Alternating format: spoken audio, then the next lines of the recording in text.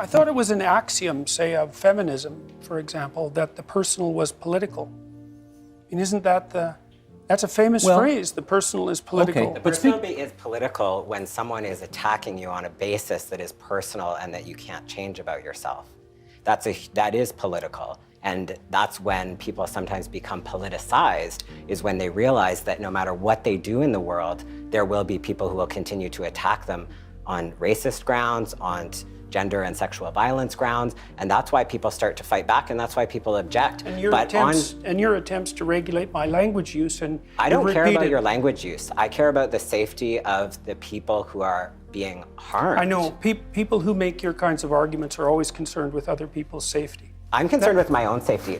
Just so that people are aware, my physical, emotional life and livelihood is at risk from being here, and that's not true of everyone. In comparison to mine, say. I don't know about yours because I don't live your life. You know perfectly well about mine. I do know that you have tenure and that's one of the major ways that you're able to do this. But I just want people to be aware that trans and gender diverse communities, and especially people of color, are being targeted and threatened physically. So free speech is a great idea and equality is a great idea, but we actually can't have those conversations when people are not even able to be present. I mean, basically, Jordan is arguing that this is going to create chaos and anarchy, and that it's essentially a Marxist plot that is there to sow violence and there to sow confusion and topple any kind of hierarchy. Can I just jump in there for a second? Is that an accurate characterization of your view on this? I listened really closely to that tape. Okay. I think it is. Is it, in your view, has she accurately characterized where you're coming from? It's not a transsexual cabal by any stretch of the imagination. Is it a cabal of radical left-wingers? Yes, it's a cabal of radical left-wingers, and they've been active behind and in front of the scenes increasingly over the last 30 years. And my estimation is that departments like Women's Studies have trained between 300,000 and 3 million radical left-wing activists, and they're making... And they're all underpaid, so don't worry. Well, they could pick higher-paying occupations if they wanted higher-paying occupations, but... Because sexism does not exist. Are you kidding me? Let's not get off topic here, folks. When the suggestion is made that somehow if we have words that don't fit into something that we're very familiar with and that we've used to date, that chaos will ensue, that everyone will be confused. I don't believe that. There's no evidence of that historically. I hear you, but there was no law obliging people to use the word Actually, but there were laws to oblige people to change the way that we referred to black people, for example. You know, there was a time when there were any number of words that we now can only say as letters in polite company. And that evolved. Those things changed. When I was a teenager, people were still using those words.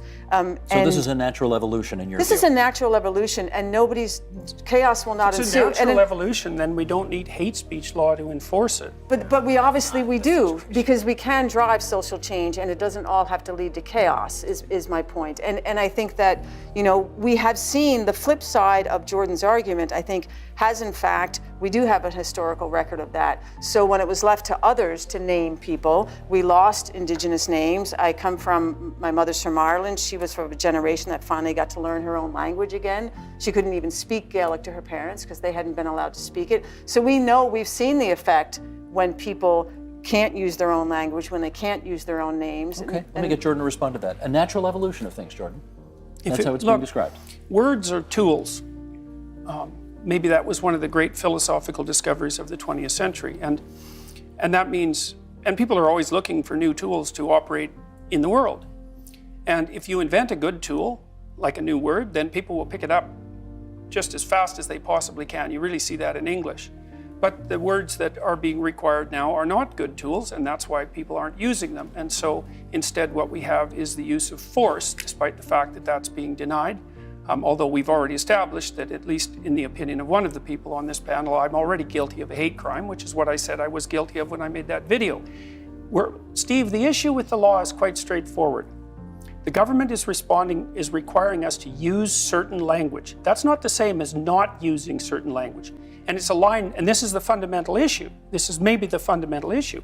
That's a line we should not cross. We should not allow the government to decide which words we're allowed to use.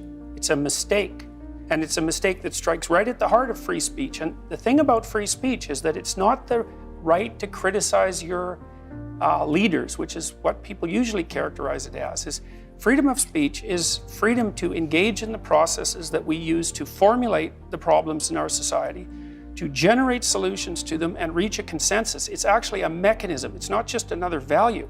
And you should put constraints on free speech with the, well, I mean, I think that the real problem here is that there's a concerted attempt being made by many people to subvert all values to the value of equality of outcome. And we need more than one value, first of all, if we're going to survive as a society, because you can't solve every problem with the same approach. But there are more insidious things, in my estimation, going on underneath. I mean, even the missive that you just read said that, well, even providing me with a platform, let's call it, to express my views, is something that shouldn't be allowed. It's like, yes, that's why I made the video. It was because many people are claiming that the expression of these sorts of views should no longer be permitted. And it's this view for now, but this is a minor issue in some ways compared to the larger issue that's at stake, which is our right to have discussions of this sort at all. Like, I mean, one thing that happened right when we started this was that there was an initial claim, for example, that there's no such thing as biological sex. Well, I believe quite firmly that if we continue on our present path at the universities for 5 more years, that's a discussion we will not actually be able to have on campuses. Because it will be... By fiat, I mean, the legislation already implicitly presumes that biological sex, gender identity, and gender expression, which we haven't even talked about yet, vary independently. That is simply not true.